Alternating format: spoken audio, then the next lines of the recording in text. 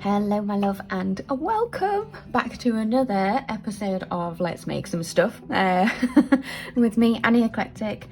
It is the winter solstice. I have spent all morning hopping in and out of the house because we have had some mother of pearl clouds. I'm going to try and put some visuals up for you to see, and they're just amazing. They're like catnip to me. It's very windy, we're in the middle of a storm, so I have got my AirPods in and I'm really hoping that that means that we're going to mitigate all those noises so that we can crack on with this tutorial. We are going to do a really simple yet elegant and beautiful and I think pretty kind of gender fluid design on a Black Obsidian arrowhead. How beautiful is this?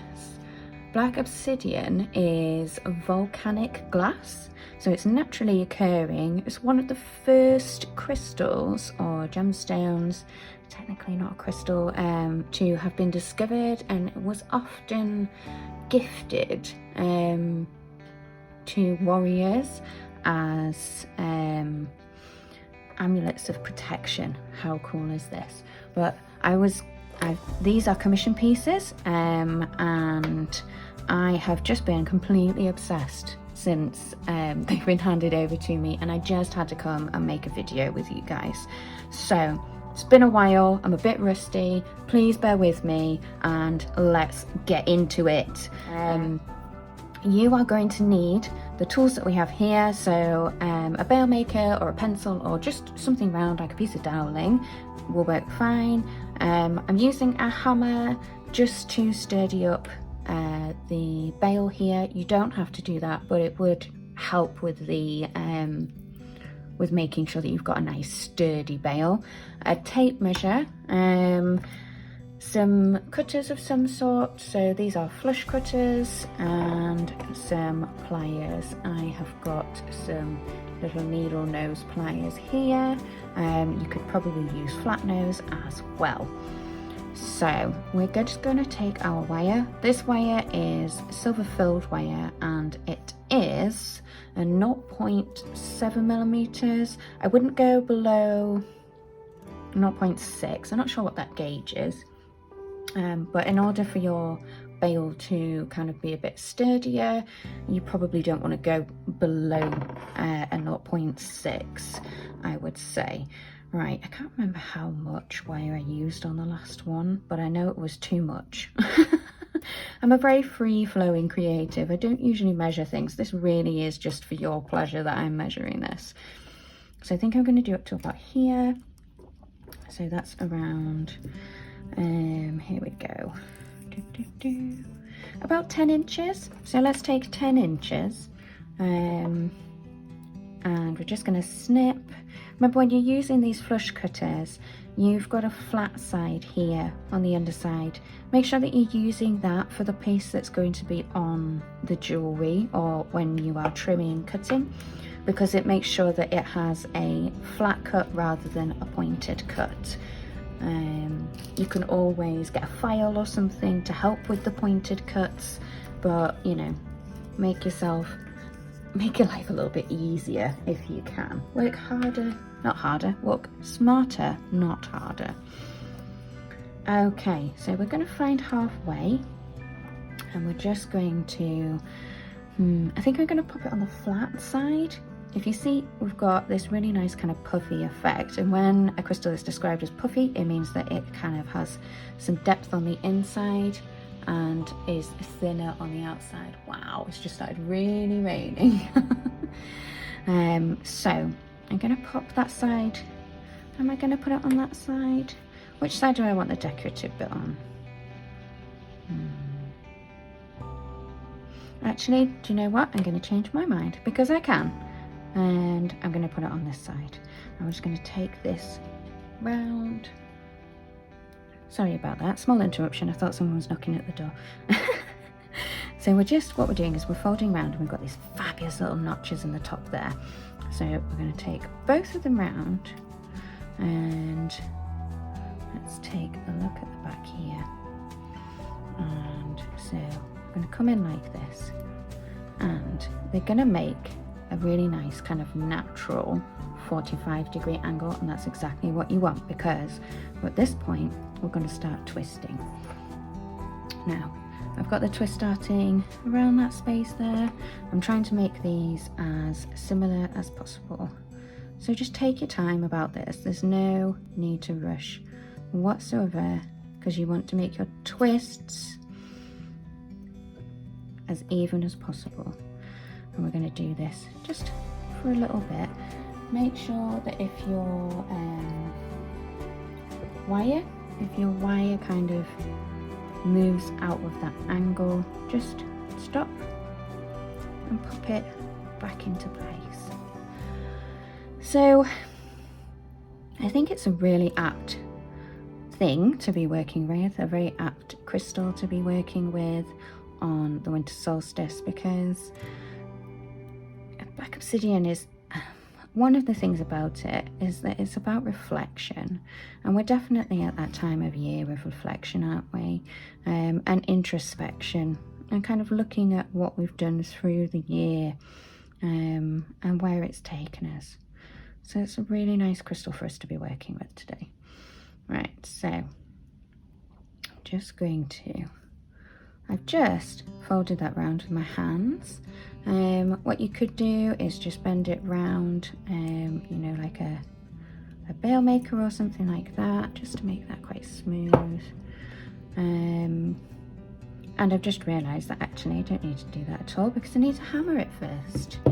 And right, if you're hammering, please do it very, very gently. It is just in order to kind of harden the wire a little bit. So it's very gentle.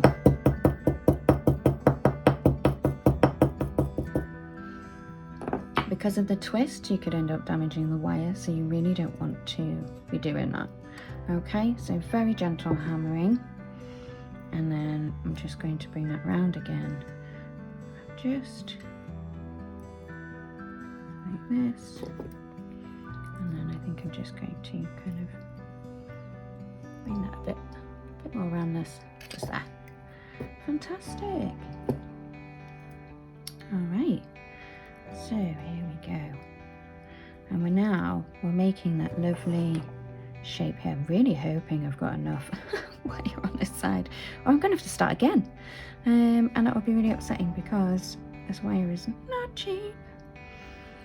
There we go, and we're going to bring it round to the back, and we already have this fork shape, so we'll bring it round, all the way around, and then I'm bringing it to cross over. Oh my goodness, look at that, literally just enough wire, and we're bringing it to cross over the top there as well, trying to make sure that we've got kind of the same spacing at the top there, you see? So we've got that lovely beautiful crossover. Obviously these crystals are different sizes, they're slightly different shapes. When you're working with natural crystals, it's always going to be the case, so you just have to go with the flow. And the wonderful thing about that is that each one is going to be so unique. So here we go, we are going to, I was thinking about this design last night, and I actually decided I was going to try and do something a little bit different to secure this wire. I'm not sure I'm going to be able to. What I was going to do is kind of try and wrap it around this bit here. What do we think? Can we get away with it? Should we give it a go? I'm not sure, because there'd only be one wrap. So I'm just going to stick with the original design, and what I'm tending to do is actually get hold of some more of these, because I am obsessed and I've got so many ideas. So we're just gently bending it round now, bringing that round, and be careful. You hear that because it's glass. You have to be very gentle and very careful. and really just work with the crystal, work with the wire. Oof, try not to do that.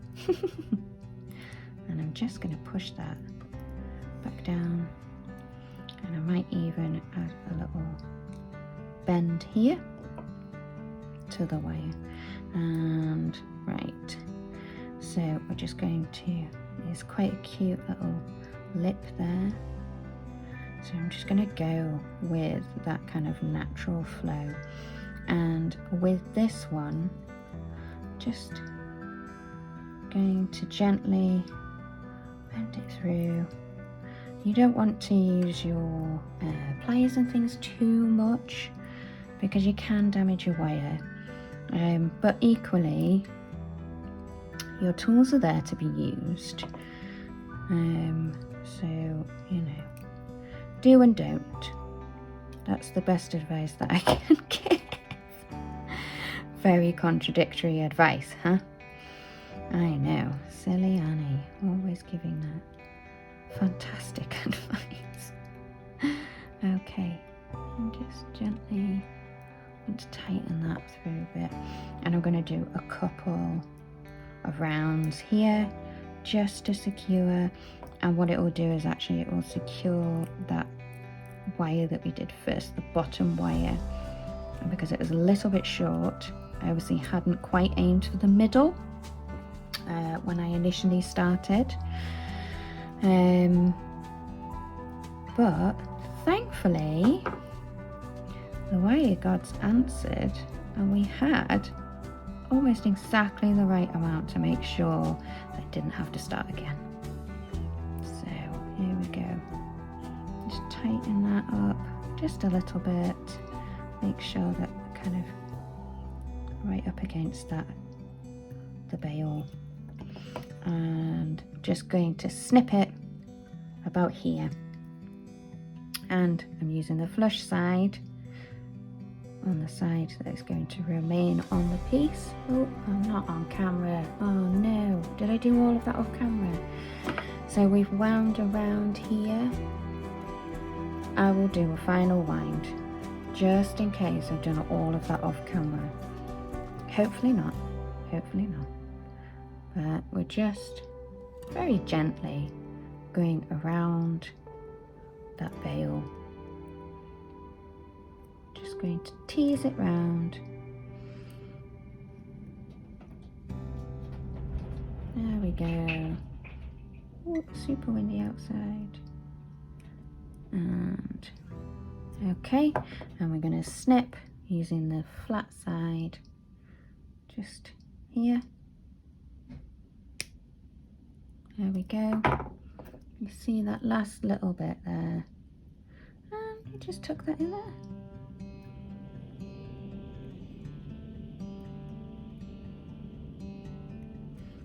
And just when you finger, make sure there's no kind of sharpy edges or anything. And there we go. We have two very beautiful.